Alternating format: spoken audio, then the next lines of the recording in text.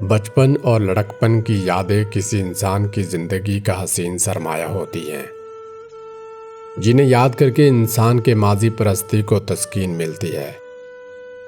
فی الحال 2024 بمطابق 1444 ہجری کا رمضان کا مقدس مہینہ جا رہا ہے، تو ہمیں ہمارے بچپن کے وقتوں کے روزے یاد آنے لگے۔ ہمارے بچپن اور لڑکپن کے زمانے میں لوگ ماہ رمضان نہایت سادہ مگر پروقار طریقے سے گزارتے تھے۔ ہماری یادداشت کے مطابق ان روزوں کا زمانہ 1960 سے 1975 تک کا تھا۔ اس زمانے میں آج کل کی طرح رمضان اتنا پرتکلف نہیں ہوتا تھا، بلکہ سادہ ہوا کرتا تھا۔ نہ سحری میں اتنے تکلفات ہوتے تھے اور نہ افطار میں اتنے لوازمات۔ آبادی کم تھی اور آج کل کی طرح تعمیرات کی بہتات بھی نہ تھی، اس لیے زمین سادہ اور ماحول صاف ستھرا تھا۔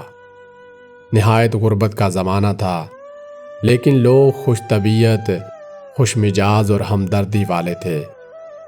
آپس میں دل جوئی، محبت اور ہمدردی تھی۔ افطار سے 2-3 گھنٹے پہلے خاتون خانہ سادہ سے کچن میں جا کر معمولی کھانا تیار کرنے میں مصروف ہو جاتی، جو دال اور گوشت کے شوربے پر مشتمل ہوتا۔ اسی طرح ذرا اچھے گھرانوں میں شوربے کے ساتھ زیادہ سے زیادہ سبزی اور پکوڑے ہوتے۔ البتہ افطار کے وقت تقریباً ہر گھر میں اچار، چٹنی اور کھجور موجود ہوتی۔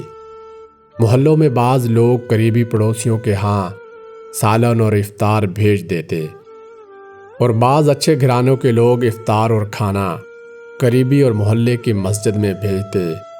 مسافر، غریب اور نادار لوگ بھی بعض اوقات افطار کے وقت کھانا مانگتے تو لوگ انہیں ضرور دیتے۔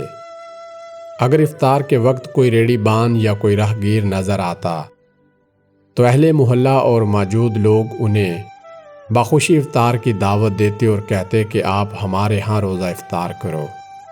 اس زمانے میں بعض نابالغ بچے بھی روزے رکھتے۔ گھر میں روزے دار افطار کے وقت جب دسترخوان پر بیٹھتے تو معلوم کرتے کہ فلاں کے بچے کا کتنواں روزہ ہے اور فلاں بچے نے کتنے روزے رکھے ہیں۔ پھر جب مغرب کی اذان کی آواز آتی تو گھر کا بزرگ تنبیہ آواز میں کہتا کہ اب بس چپ کر کے دعا مانگو۔ مساجد سے دور فاصلے پر گھروں میں لوگ پنکھوں تک کو بند کرتے تاکہ خاموشی میں اذان کی آواز سن کر روزہ افطار کریں۔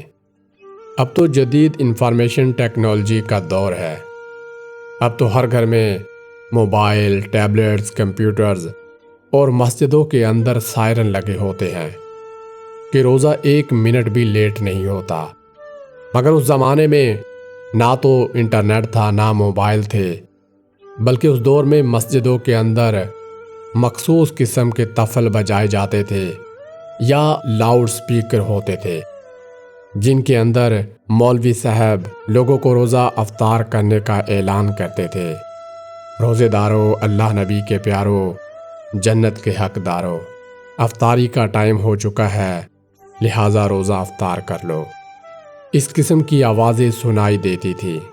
اس زمانے کے روزوں میں بچوں میں ایک عجیب اور دلچسپ رسم تھی کہ محلے کے بچے مختلف ٹولیاں بنا کر سالن اور روٹی لے جاتے اور افطار کے وقت کسی ایک بچے کے گھر کی چھت پر بیٹھ جاتے، اور اذان کے بعد تمام بچے سالن اور روٹیاں مشترکہ طور پر کھاتے اور کھانے کے بعد چھت سے اتر کر اپنے گھروں کو چلے جاتے۔ افطار اور نماز مغرب کے 1-1.5 گھنٹے بعد مرد حضرات نماز تراویح کے لیے مساجد کا رخ کرتے اور خواتین گھروں میں نماز تراویح کا اہتمام کرتی۔ تراویح کے بعد افراد خانہ سو جاتے، جبکہ خواتین خانہ آدھی رات کو اٹھ کر سحری کا انتظام کرتی۔ وہ دور ایک سادگی کا دور تھا۔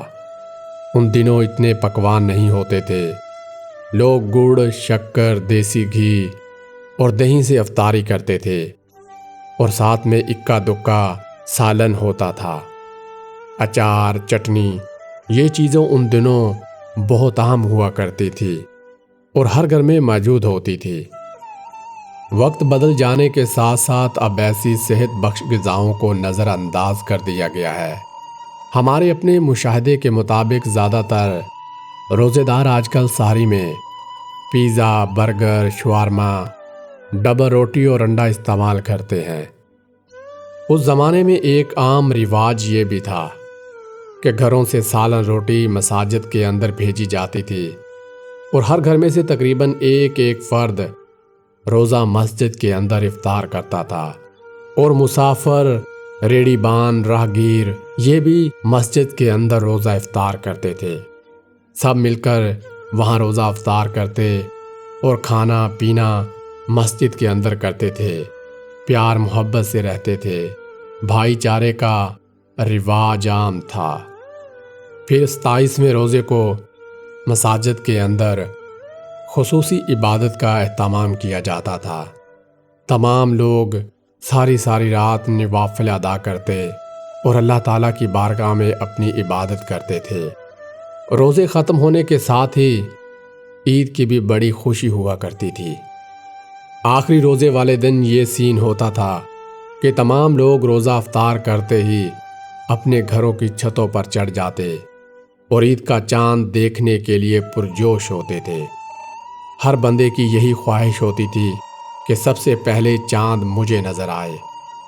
اس زمانے میں لوگ ایک دوسرے کو عید کارڈ بھیجا کرتے تھے اور عیدی بھی دیا کرتے تھے۔ وہ زمانہ بہت ہی خوبصورت زمانہ تھا، مگر آج وقت بدل گیا۔ لوگوں نے عید کارڈ دینا ختم کر دیے، عیدی دینا ختم کر دی اور ایک دوسرے کے گھر کھانا بھیجنا بھی بند کر دیے، اور اس کے بعد ہم ترقی کے دور میں داخل ہو گئے۔ ہم نے ایک دوسرے کو عید مبارک کہنے کی بجائے SMS، واٹس ایپ اور ای میل پر عید مبارک بھیجنا شروع کر دی۔ ہماری دوریاں اتنی بڑھ گئیں کہ ہم صرف ٹیکنالوجی کے ذریعے ہی ایک دوسرے کو عید مبارک کہتے ہیں۔ عید کارڈ ختم ہو گئے، ایک دوسرے سے ملنے جلنے کا رواج بھی ختم ہو گیا، کیونکہ ہم ترقی یافتہ ہو گئے۔ ہم نے لوگوں کی قدر کرنا چھوڑ دی، ایک دوسرے سے ملنا بند کر دیا۔ ہم صرف اور صرف موبائل کے اندر گمسم ہو کر رہ گئے ہیں۔ ہمیں اپنوں، دوستوں اور رشتہ داری کے تمام رشتوں کو ختم کر دیا ہے۔ ناظرین، اگر آپ کو ہماری یہ ویڈیو پسند آئی ہو تو ہمارے چینل کو لائک، سبسکرائب اور شیئر ضرور کیجیے گا، اور مزید ایسی ویڈیوز کے لیے ہمارے چینل کا وزٹ ضرور کریں۔ بچپن کی تمام پرانی یادوں سے ریلیٹڈ آپ کو وہاں کافی ساری ویڈیوز ملیں گی، جنہیں دیکھ کر آپ کو آپ کا بچپن ایک بار پھر یاد آ جائے گا۔ اپنا اور اپنے ساتھ رہنے والوں کا خیال رکھیے گا۔ میری طرف سے آپ تمام لوگوں کو ایڈوانس عید مبارک۔